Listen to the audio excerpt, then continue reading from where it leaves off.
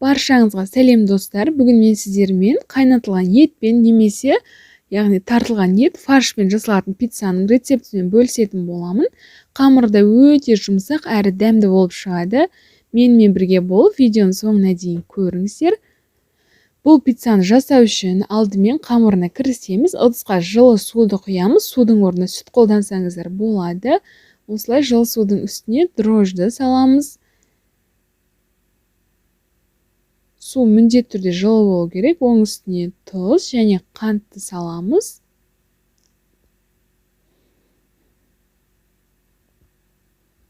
Үстіне ұнды салып, осылай кез келген затпен немесе шанышқының көмегімен араластырып аламыз.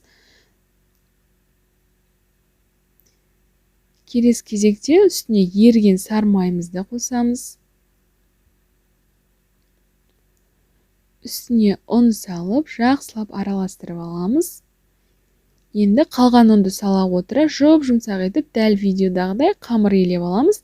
Жарты сағатқа жылы жерде ұстаймыз, бетін жауып.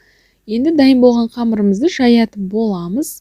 Осылай көтерілген қамырымызды түк қалдырмай, барлығын жақсылап жинап, екі бөлікке бөлеміз. Осылай үстіне ұн себе отыра жаятын боламыз. Алдымен қолыңыздың көмегімен осылай оқтаумен жан жағына қарай жайып шығамыз. Пісіретін ыдысымызға май жағып аламыз. Міндетті түрде осылай жайып болғаннан кейін жайғастырып шығамыз. Бізде ашыған қамыр болғандықтан қамыр қатты көтеріліп кетуі мүмкін. Сол үшін шанышқымен тесеміз. Егер қаласаңыздар, шет-шетіне бортик жасап шықсаңыздар болады. Мен жай ғана осылай жасап шықтым. Осылай шанышқының көмегімен дәл видеодағыдай тесіп шығамыз.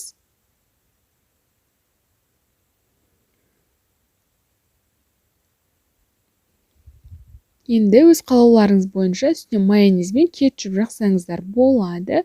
Кез келген түрін, кез келген мөлшерде өздеріңіздің қалауларыңыз бойынша үстіне қуырылған фаршымызды саламыз. Фаршты қуыратын кезде кішкене сұйық майдың үстіне фаршты және бұрыш, тұз, кішкене қызыл бұрыш салып қуырып алсаңыздар болады.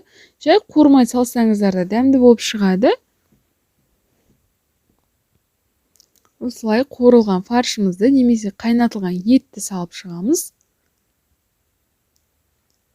Пеште 180 градуста 20-30 минуттай пісіріп аламыз. Пісуіне 5 минут қалған кезде пештен шығарып, осылай бетіне сырды сепіп шығамыз. Сырдың кез келген түрін, өздеріңізге ұнайтын түрін сепсеңіздер болады. Осылай пісуіне 5-10 минут қалған кезде салсаңыздар, күймей пісіп шығады. Біздің пиццаларымыз дәмді әрі жұмсақ болып шығады. Сіздің отбасыңызға ұнайтынына сенімдімін. Егер видео ұнаса, каналыма лайк басып тіркелуді ұмытпаңыздар. Менімен бірге болғандарыңызға рахмет. Сіздерге ас болсын.